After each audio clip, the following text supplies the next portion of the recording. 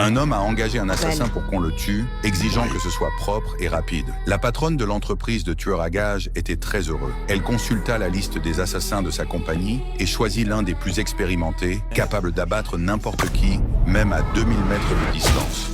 Ce tueur venait tout juste de terminer sa dernière mission lorsqu'il reçut un nouvel ordre de sa supérieure. Mais en voyant la photo de la cible, il refusa le travail parce que l'homme sur la photo n'était pas n'importe qui, c'était un tueur professionnel très célèbre.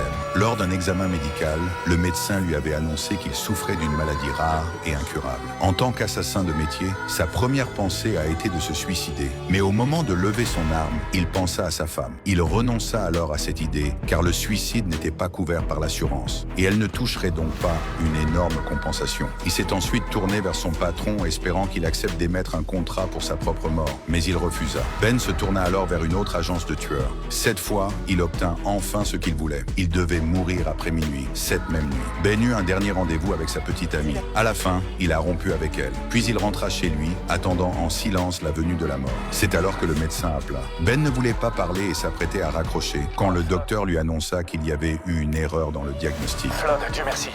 Il y a une erreur. Vous n'avez pas la maladie de Creutzfeldt-Jakob.